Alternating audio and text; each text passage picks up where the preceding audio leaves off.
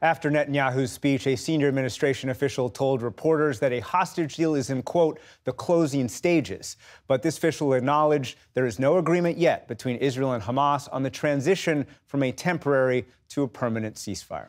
To delve more into what Netanyahu said and did not say, we're joined by Tom Malinowski, a two-term Democratic member of the House from New Jersey and a former top State Department human rights official under Barack Obama, and Kirsten Fontenrose, who served on the Trump National Security Council, focused on the Middle East, and was also an official in both the State and Defense departments. Welcome to NewsHour. Welcome back to NewsHour. Thanks very much to you both. Kirsten Fontenrose, let me start with you. What did you think of Benjamin Netanyahu's speech? I think he hit the points he came to hit. He both thanked the Biden administration, gave credit where it was due for their support for his policy, which also makes it a little harder for a Kamala Harris campaign to deviate from that policy. He also set the stage for what he hopes will be a successful meeting with former President Trump this coming Friday by thanking President Trump for the work he did during his administration. He also linked his war in Gaza against several fronts, including the Houthis and Hezbollah, with America's confrontation of Iran, essentially making the point, our war is your war. We are fighting them here, so you do not have to fight them at home. And I think that is a point that resonates on both sides of the aisle. Tom Malinowski, is Israel's war the U.S. war?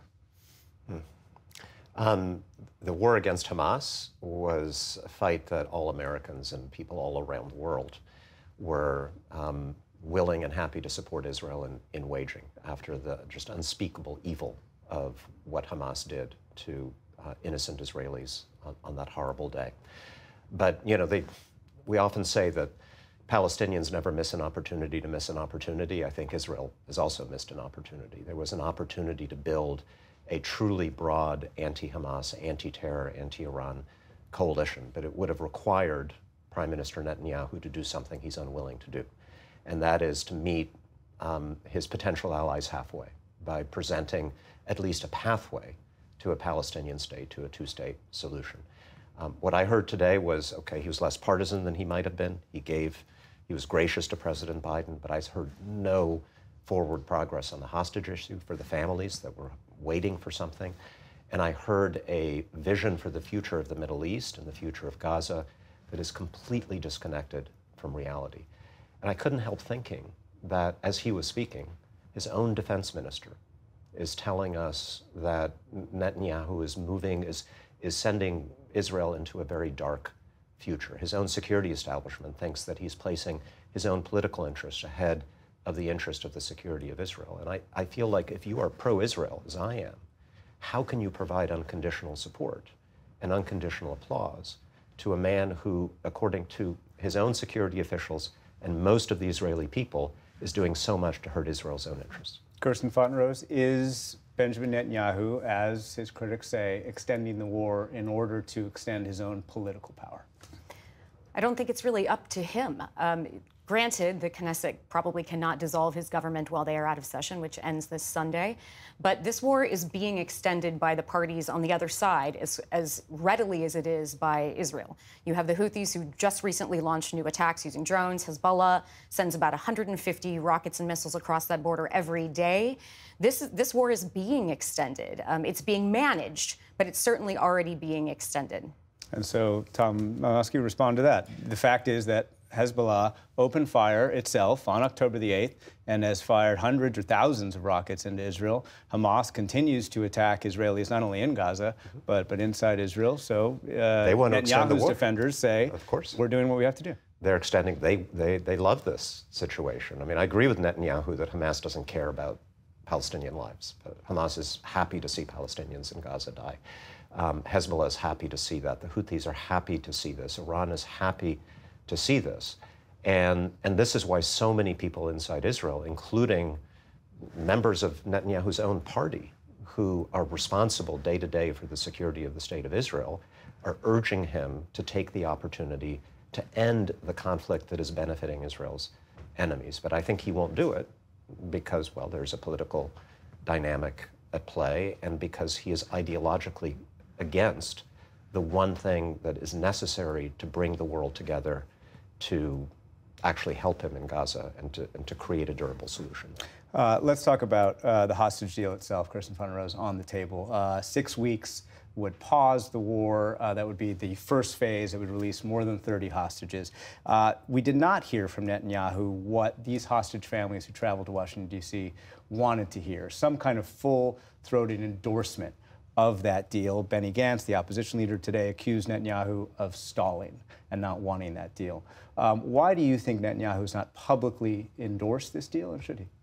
He did mention during his speech that even while I'm speaking, actions are being taken toward this deal, and he is sending people to negotiate again on Thursday. Some would say that's too many days away from now, but it is at least a negotiation continuing to happen. There's so many questions still left unanswered in this.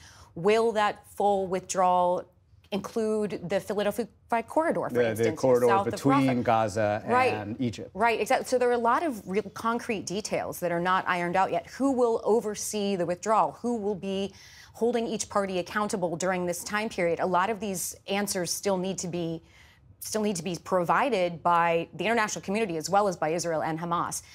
It is argued that Hamas was the spoiler for quite some time, and now Israel is kind of dragging its feet, and there's definitely truth to that. But I think it is probably because of some of these unanswered questions. He cannot full-throatedly agree to this hostage deal without some of these questions being answered. Otherwise, he doesn't know what to tell his IDF soldiers who are sitting in Rafah waiting for the remnants of Hamas to come out of the tunnels and to take care of them if he agrees to something that unequivocally pulls them at the very end of what could be a definitive operation.